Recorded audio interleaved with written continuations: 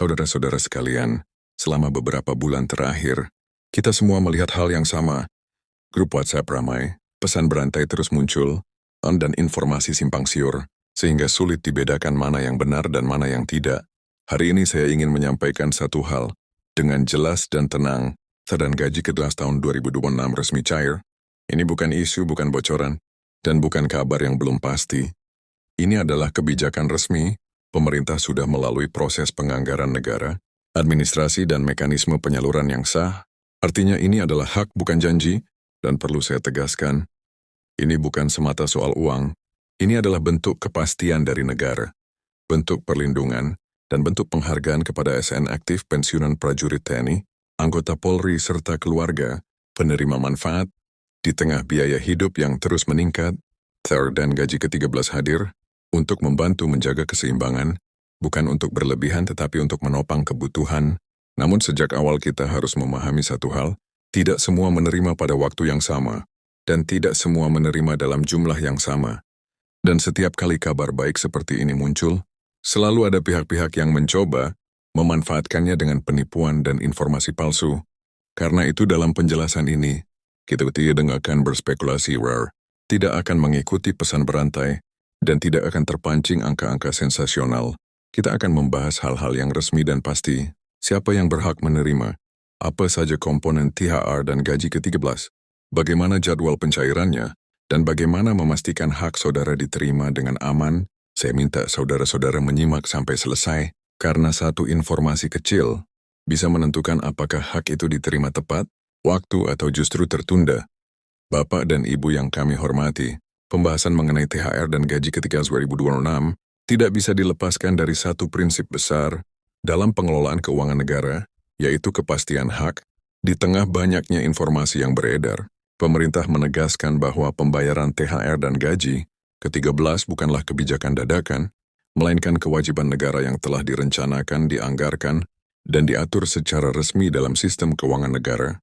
Dan gaji ke-13 adalah bagian dari belanja pegawai yang secara hukum memiliki dasar kuat, artinya pembayaran ini tidak bergantung pada rumor, tekanan publik atau pesan berantai di media sosial.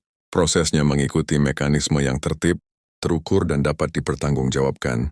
Prinsip inilah yang perlu dipahami sejak awal, agar masyarakat khususnya ASN, pensiunan TNI Polri serta penerima manfaat lainnya tidak terjebak kepanikan akibat informasi yang tidak jelas sumbernya. Sebelum masuk ke rincian pencairan, penting untuk memahami perbedaan mendasar antara THR dan gaji ke-13. THR merupakan tunjangan yang diberikan menjelang Hari Raya Keagamaan sebagai bentuk dukungan negara terhadap kebutuhan musiman yang biasanya meningkat. Sementara itu, gaji ke-13 dirancang untuk membantu kebutuhan pertengahan tahun, terutama yang berkaitan dengan pendidikan keluarga, seperti biaya sekolah anak dan cucu. Keduanya memiliki tujuan yang berbeda, tetapi prinsipnya sama, menjaga daya beli dan stabilitas ekonomi rumah tangga, aparatur negara dan pensiunan. Oleh karena itu, kebijakan ini tidak berdiri sendiri, melainkan menjadi bagian dari strategi negara dalam menjaga kesejahteraan kelompok yang selama ini telah mengabdi. Pemerintah memastikan bahwa penerima THR dan gaji ke-13 2026 mencakup beberapa kelompok utama, di antaranya adalah ASN aktif, anggota TNI, dan Polri, pejabat negara tertentu, serta para pensiunan dan penerima pensiun janda, duda maupun anak. Sesuai ketentuan yang berlaku bagi pensiunan, pembayaran dilakukan melalui lembaga pengelola pensiun dan mitra perbankan resmi. Hak ini tidak gugur hanya karena status sudah tidak aktif bekerja. Negara tetap hadir untuk memastikan para purna bakti menerima haknya secara layak dan aman. Perlu dipahami bahwa status penerima manfaat sangat menentukan komponen dan besaran yang diterima. Karena itu, perbedaan nominal bukanlah pertanda ketidakadilan, melainkan hasil dari perhitungan sesuai aturan. Besaran THR dan gaji ke-13 tidak ditentukan secara sembarangan. Komponen yang diperhitungkan umumnya mencakup gaji pokok serta tunjangan tertentu. Sesuai ketentuan yang berlaku pada tahun anggaran berjalan bagi pensiunan, komponen tersebut disesuaikan dengan manfaat pensiun yang diterima setiap bulan. Inilah sebabnya mengapa nominal antar penerima bisa berbeda. Golongan terakhir, masa kerja serta status penerima manfaat berpengaruh langsung terhadap hasil. Perhitungan sistem pembayaran dilakukan secara terkomputerisasi untuk meminimalkan kesalahan manual. Salah satu pertanyaan yang paling sering muncul adalah mengenai jadwal pembayaran. Pemerintah menegaskan bahwa pencairan dilakukan sesuai jadwal yang telah ditetapkan, namun tidak selalu serentak dalam satu hari yang sama. Penyaluran dilakukan secara bertahap untuk menjaga stabilitas sistem perbankan dan memastikan setiap transaksi tercatat dengan benar. Dekatan bertahap ini bukan bentuk penundaan hak, melainkan langkah pengamanan. Dengan jutaan penerima, sistem perlu dijaga agar tidak mengalami gangguan teknis yang justru dapat merugikan penerima manfaat dalam sistem pembayaran modern. Validitas data adalah kunci utama. Banyak keterlambatan yang terjadi bukan karena hak tidak dibayarkan, tetapi karena adanya ketidaksesuaian data, nomor rekening yang tidak aktif, perbedaan penulisan nama, atau status penerima yang belum diperbarui, dapat menyebabkan sistem menahan proses pencairan. Karena itu pemutakhiran data melalui jalur resmi menjadi langkah penting. Proses ini pada prinsipnya tidak dipungut biaya. Jika ada pihak yang meminta bayaran untuk mempercepat pencairan atau memvalidasi data, hal tersebut patut dicurigai.